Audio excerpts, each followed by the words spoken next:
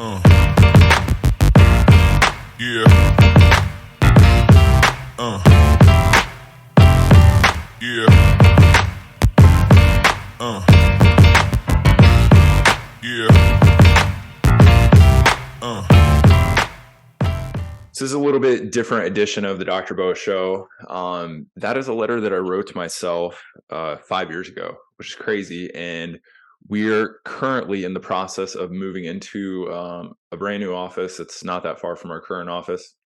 And as we're doing so, I was cleaning stuff off a shelf, and behind a plaque on a shelf sat this letter. So, what was this letter? Well, it's kind of funny that I found it at the beginning of the year. So the open date on it was it's actually 6 years old, October 17th, 2022. It's the new year. At the beginning of each year, like a lot of people do, I did a goal setting session, and which we're going to go over on this video as well. But this letter, I can't remember even where I got this idea. It's not a new idea, but to write a letter to yourself and basically, using the power of manifestation. I'm not, a fan of the secret and things like that, but I kind of more so did this. This is when I was in a very heavy phase of very detailed planning, like morning meditation was just all over this stuff. And I was like, hey, this is a good way to see, like, what am I going to catalyze by all of these daily processes. And I want to go through this letter. Then I want to go through, I'm going to break down my goals, the process that I used this year, which is a little bit different, and then talk about, moving forward in the future. So let me read this letter just top to bottom. We'll just go through, and this is brutal honesty. Have all these things come true? No, we're going to find out. So October 17th, 2022. Dear Beau, this letter should find you in the following manner. 2 children. We got one on the way March 20th. So that's kind of right. Got 1.75. It's almost here. Author of a book, parentheses, best-selling. Author of a book, definitely not best-selling. Got to shoot for the stars, land somewhere in between, but author of a book. Wealthy, parentheses, beyond belief. I grew up pretty much middle class, so is it beyond belief where I'm at? No, I believe I should be making a lot more money. Finances is one of the pillars that I use for goal setting this year. Am I happy with where we're at? Yeah. Am I complacent about it? No. So room to grow there for sure. Healthy, an example to those around me. Yeah, I would say so. Is that a great goal in here? Yeah, I don't know. Maybe not. But yes, am I healthy? Sure. Happily married. Parentheses, consistently putting work into it. I think I need to do better of putting work into it, being more cognizant. I'm going to be honest. Like a lot of people, we're business owners together. Have one kid, one on the way. We moved houses this year. We're moving offices. When stuff gets busy, I'll bring him up now, but Corey Carlson, I heard on the Gestalt Education podcast. I'll put a link to that show in this video. But he talked about the 5 pillars, and one of those, pillars is relational. And again, not a new idea, that the idea of dating your spouse. My birthday's coming up this month, and we're going to go out to eat, which we have had to cancel numerous plans for a variety of reasons surrounding date nights. But it's something we could do better, and I'm not going to give myself the scapegoat of, I didn't do it because of this. But that's something I need to work on better. And that's one of my goals. You'll see in here as well. Teaching professionally. Yeah. I'm, sadly had to just cancel a course up in British Columbia, but have a couple courses coming up this year. Last year was the most I'd ever taught. So that's definitely going down. Learning, personal and professional growth. Yeah. Consistently.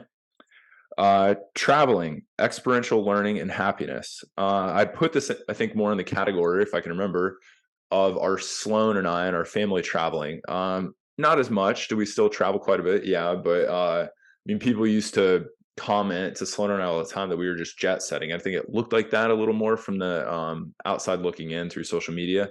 But we did used to travel a lot. A lot of that was professional travel for seminars, things like that.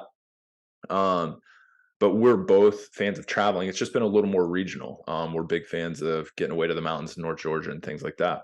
So we still do it, just not as much. And as the kids get a little bit older, car trips get a little more amenable, it'll get back to it.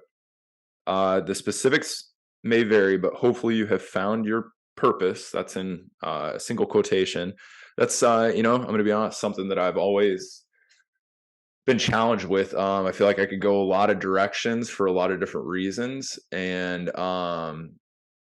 yeah, I just want to make sure that I'm always hitting my stride. I'm here for, putting my effort in where I need to. Um, Doubling down on the things that I'm good at, not necessarily spreading myself too thin, because probably one of my biggest detriments, which is going to seem like a humble brag scenario, is like I feel like I'm pretty good at a lot of stuff, but being pretty good at a lot of stuff leaves a big gap of being great or exceptional, world class at something.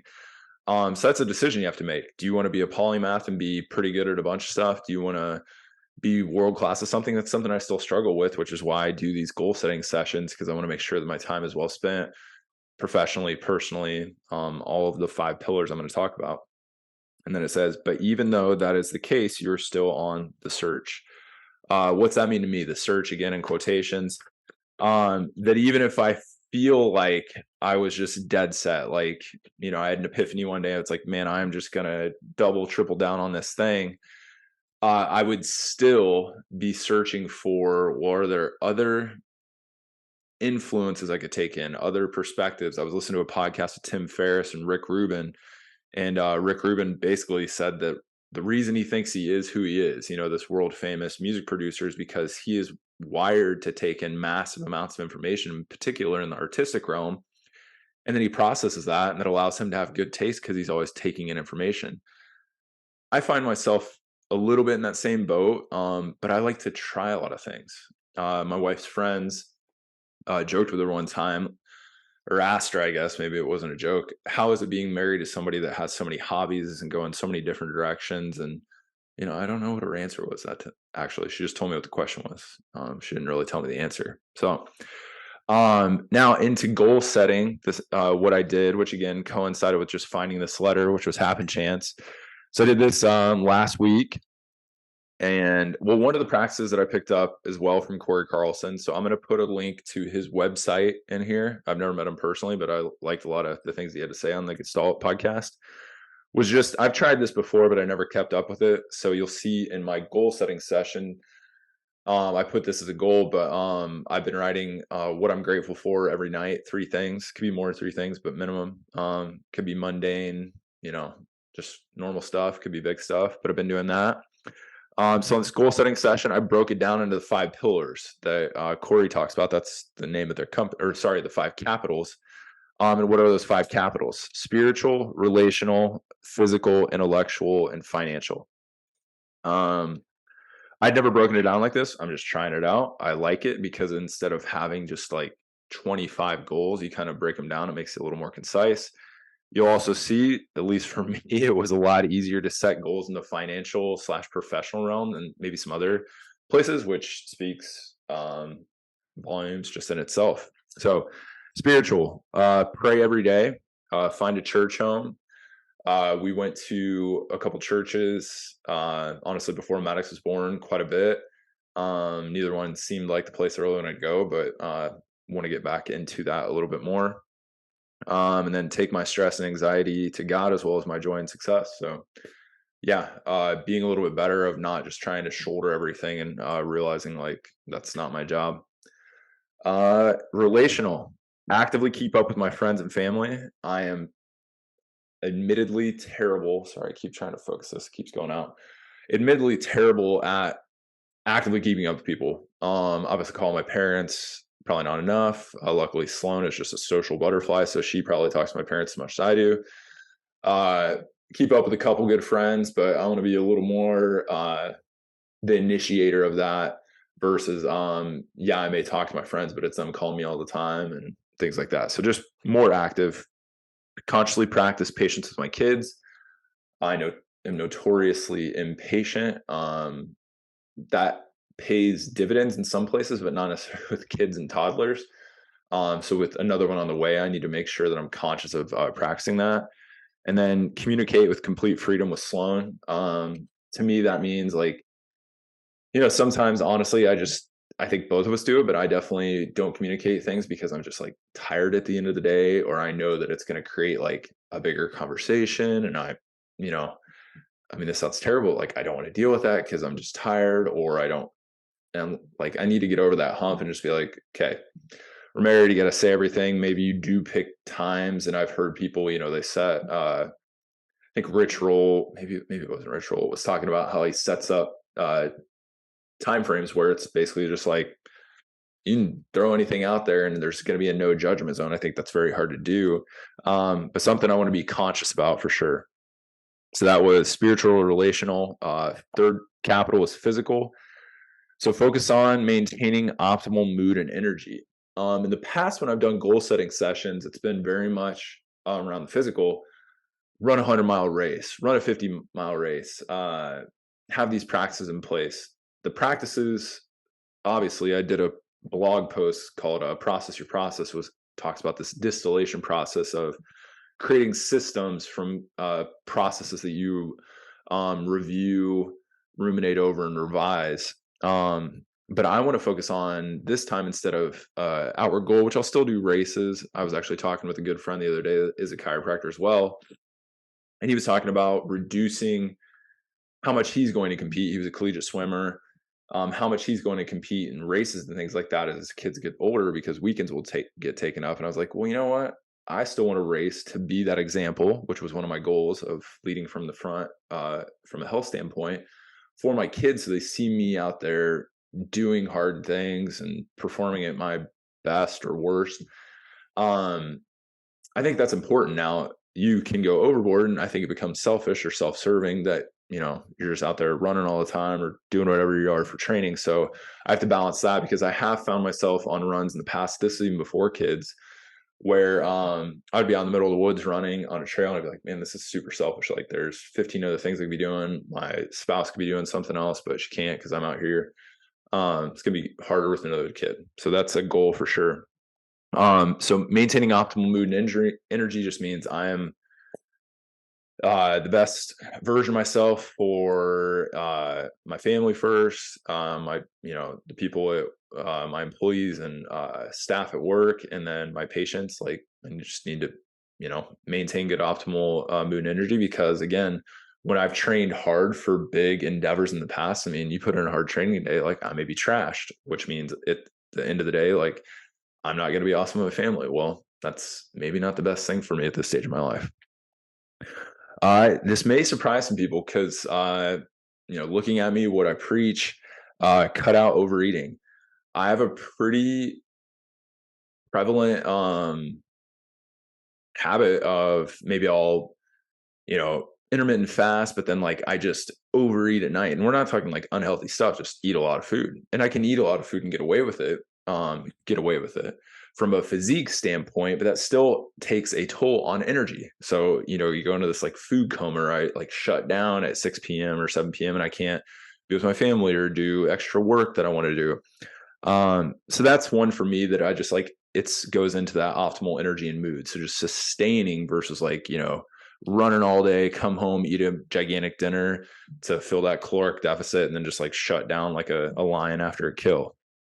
And then this is one, I mean, I honestly probably used to be a little worse with sugar intake, but I actually have a pretty decent sweet tooth, but it was reduced sugar and alcohol. I kind of fell into this habit probably during COVID of like having a couple drinks a week, a glass of wine, a beer, whatever.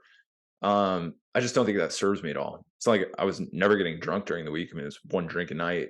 Some studies would show that has a hormetic beneficial effect.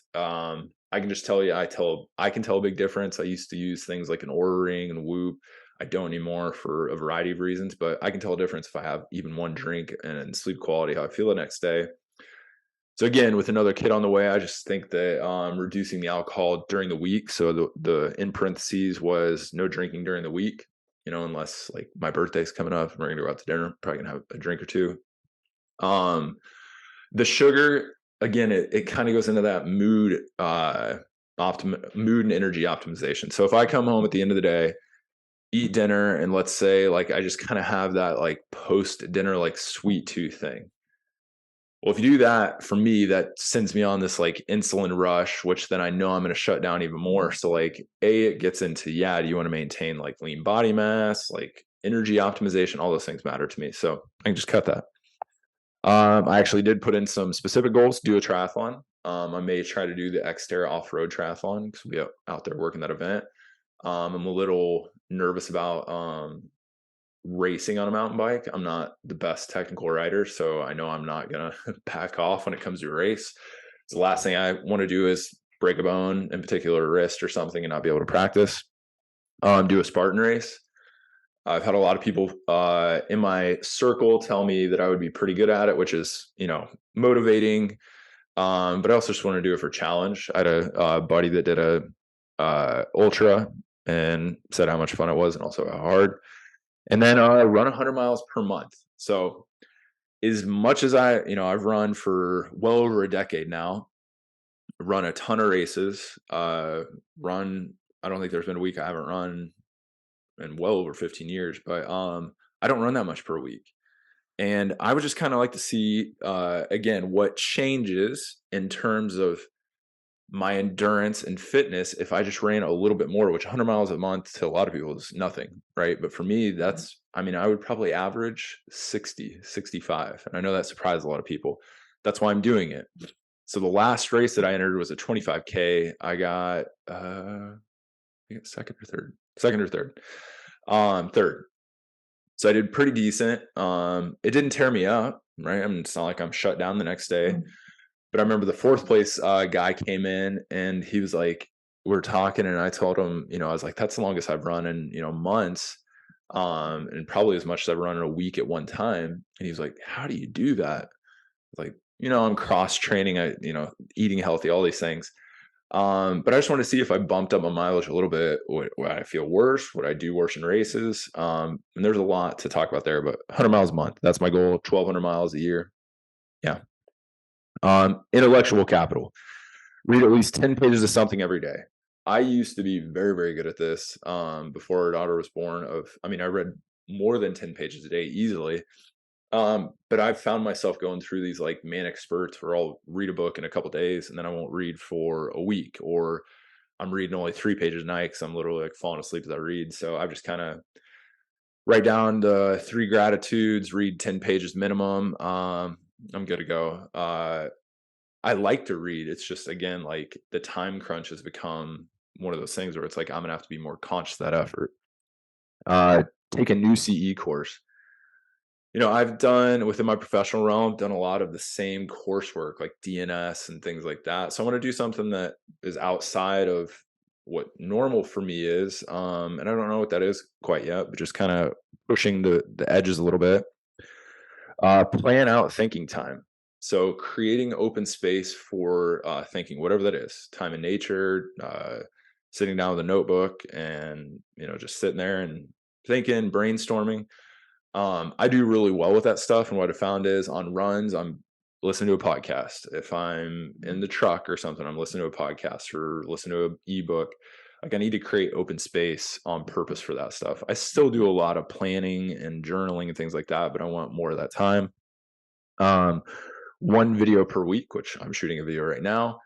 I do pretty good at that anyways, but there's been gaps in that where it'll go maybe 2 weeks, 3 weeks. But I want to put out at least 1 video a week. And that's a big push is this, I'm going to reframe what putting out media and content looks like for me. So then the financial capital, I want to gross, I'm not going to actually say the amount for a couple of reasons, but gross a certain amount at our business, which would be, I'll just tell you, a 15% increase from this year in gross revenue for the business. So I can say that. Take home a certain amount. Again, not saying these, I'm only saying these because there's other people, colleagues and things that I don't think it's truth to say it. Take home a certain amount from our gym that we're opening up, which that gym is set to open up here in a couple months. This is something that I actually saw on, I think it was Instagram, some investing advisor said if you put $5,000 in a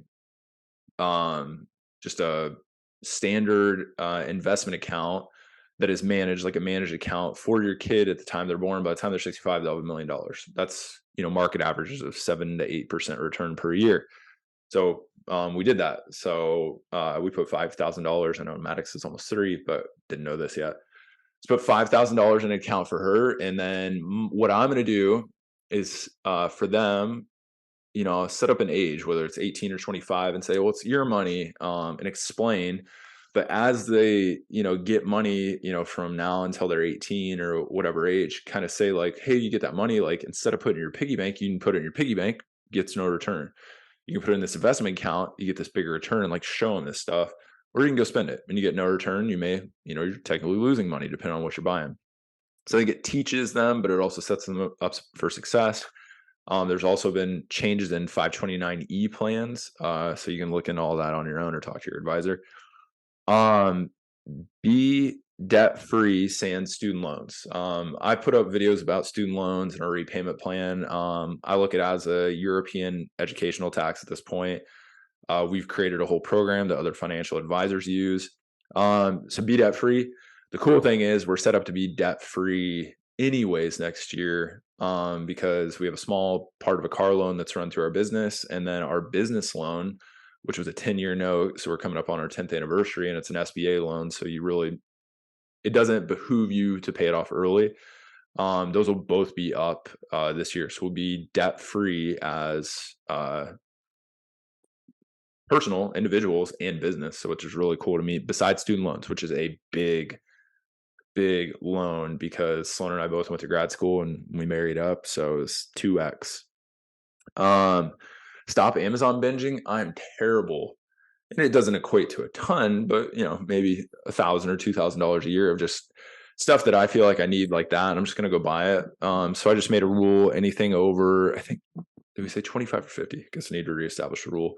If it's 25 or $50, Sloan and I have to just be like, hey, I'm buying this. What do you think? Like, she was getting a pair of like leggings the other day, and she sent me a text. She's like, what do you think? I was like, yeah, I mean, we're never going to say no unless there's like, why are you getting that? It's something goofy, which I buy goofy stuff sometimes.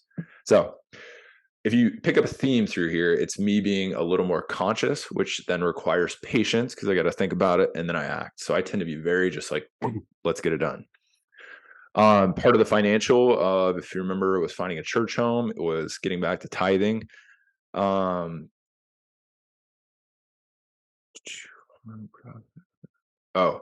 we're holding a race called the Barn Burner. So it is a 5 and 10 mile trail race, and I want to profit. I can say the amount on this. I want to profit $5,000 from that. The reason I want to say the amount on that, if we profit $5,000, that means that Coosa Riverkeeper, which is a nonprofit that I sit on the board for, profits $5,000 because we're splitting the profit with them. So that's a big goal for us. And then I want to make a certain amount of money professionally teaching. So that's teaching to other professionals outside of, that could be virtual, that could be in person. So I have these buckets of income. A friend of mine, Reed Nellis, calls mailbox money. And that's in addition to like book sales and things like that. So I just like having all these buckets of revenue, which I think is a really good idea for a variety of reasons. So that is the goal list in the notebook for 2023. So then what's coming next is we're moving office this week. So next week, I'm going to go through these goals, start thinking 5 years into the future on some of this stuff and where, I'm going in these 5 capitals, how I'm going to probably set up the next letter, write a letter that's set for the date of January 12th, 2028. I hope you guys got something out of this video. Like I said, I'm going to put a couple links to a podcast, Corey Carlson's website. If you watch this video, you have tips and tricks for me on goal setting or, other things you've tried in terms of long-term motivational or manifestation things. Or you have more questions, let me know. And as always, appreciate you watching.